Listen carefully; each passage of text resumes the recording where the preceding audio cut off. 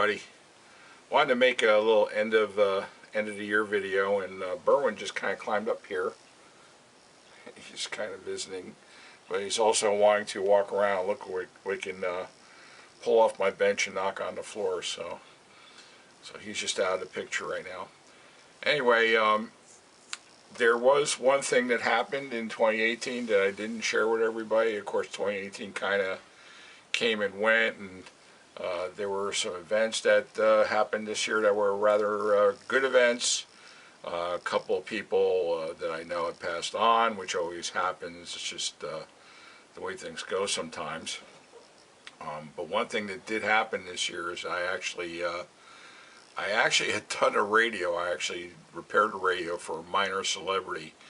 And this happened several months ago, and I didn't put it up on YouTube right away, only because that I was trying to basically drum up some publicity for the New Jersey Antique Radio Club, and I didn't want to make it appear selfish at first. I was doing this for selfish reasons, but once you see what this is, I also wrote a story on it that went into the New Jersey Antique Radio Club's Reflector and the Delaware Valley Historic Radio Club's Oscillator, which is their newsletter. So, but now I can share it with you, and hopefully, well, you'll see what I'm talking about.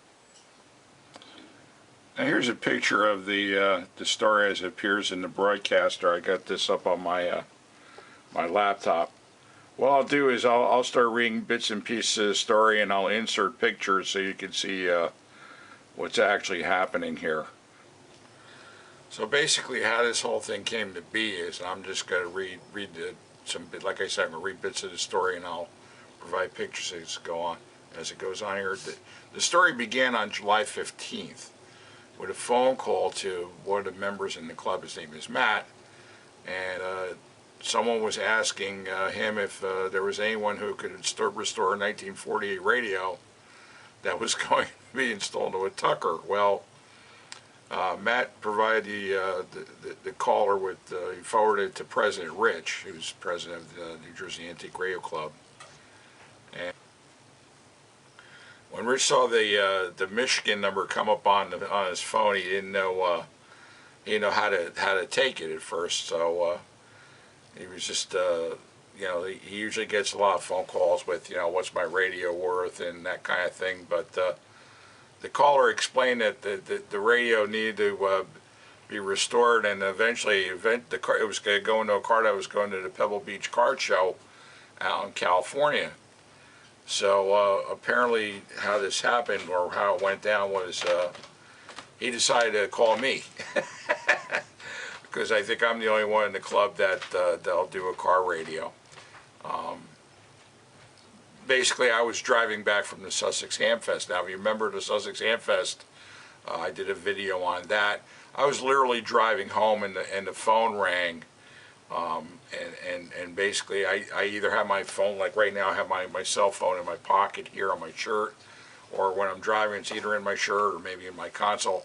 But irregardless of the case, I don't answer my phone when I'm driving. I just don't like using my phone. I don't wear Bluetooth or use Bluetooth or any of that stuff. I just want to, you know, try to keep as much focus on my driving as I could possibly can.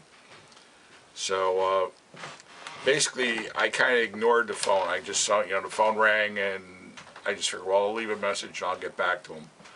So basically, this was a Sunday, so Monday morning, I go to check my phone calls and I check my emails. I went to check my emails first, and here's a message that I'll just read it to you. Hope you got my phone message. I need some help with a Motorola 708 radio that's going into a 1948 Tucker. Please call me or email me. All the best, John Tucker Jr. And I'm thinking, this is just kind of weird, you know, because I remember a few years ago watching the movie, you know, Tucker. It was on TV, and I think eventually it was on DVD or whatever. So I didn't really play it a bunch of weight, but then when I got to my phone and I played the message back, that I found out that he was the real deal, and John is actually the grandson of Preston Tucker, who actually put the cars together. I spoke to John on the phone, and it sounded very pleasant. I gave him my address. He'd say he'd like to, he says, yeah, I actually have 4 radios.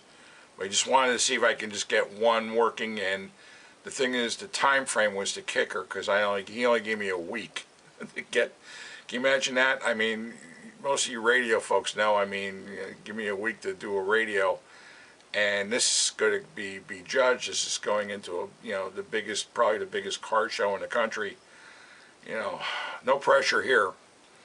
So John came over, and I basically gave him the tour. I gave him the nickel tour. I showed him my station wagon, the radio flyer, and we got to talking about cars. And I wanted to at least give him the idea that he wasn't dropping off the radio to a complete utter schmuck. I can leave him with a warm fuzzy feeling.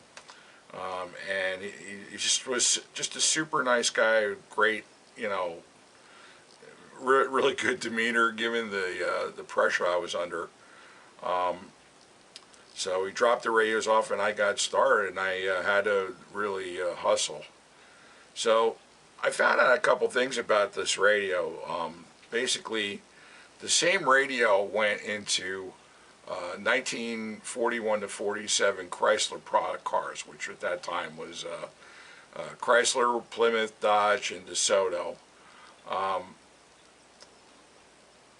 It's a 6-volt positive radio, positive ground radio, which is one of the things I had asked John, because I didn't know, how to hook it up or whatever. So,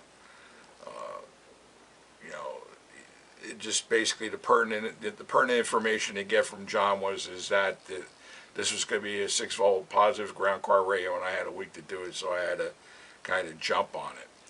Now, moving on, the radio has some kind of like interesting features.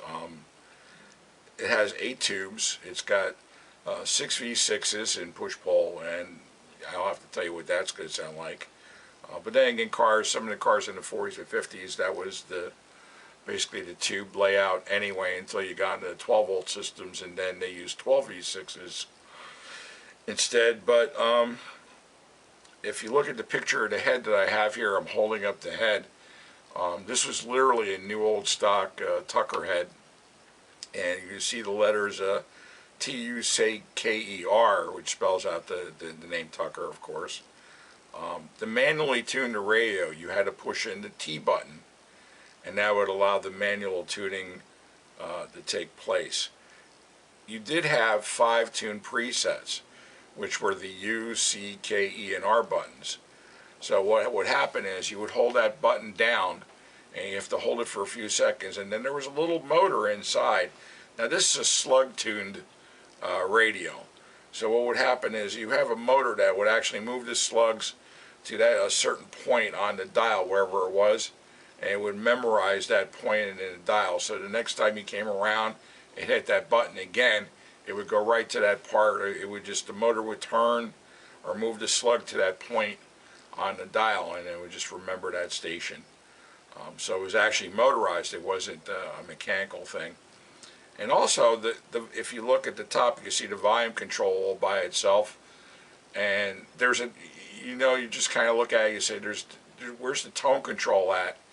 And there is none. There's no dial or whatever to move the tone control.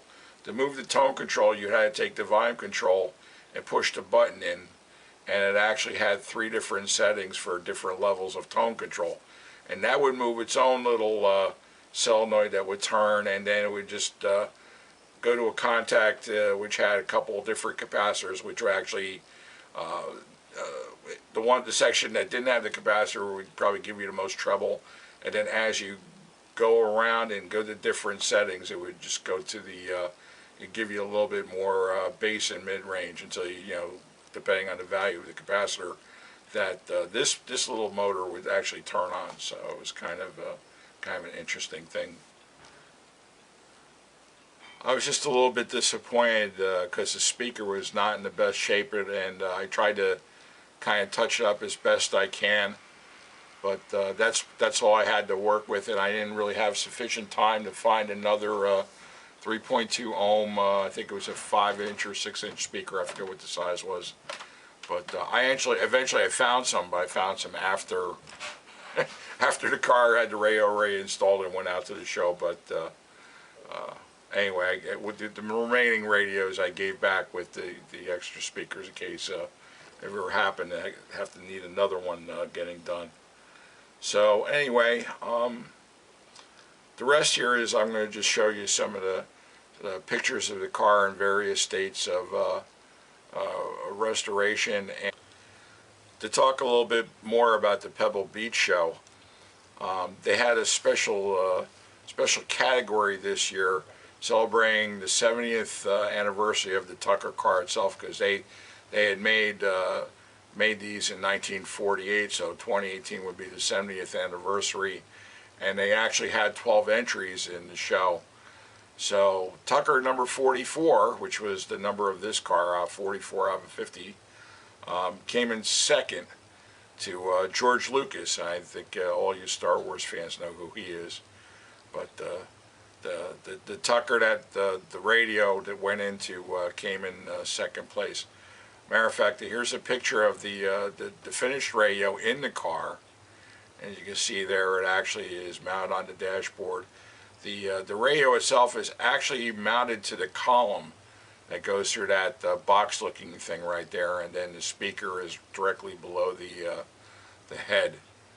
So the car, as you can see, it's actually came out very, very nice. It just ended up, it was just stunning. I don't have the right adjective to put on this, but the gentleman that did the restoration, his name is Rob Ida, and here's some pictures of the car in the paint booth as the car was being restored. You can see that stuff being done.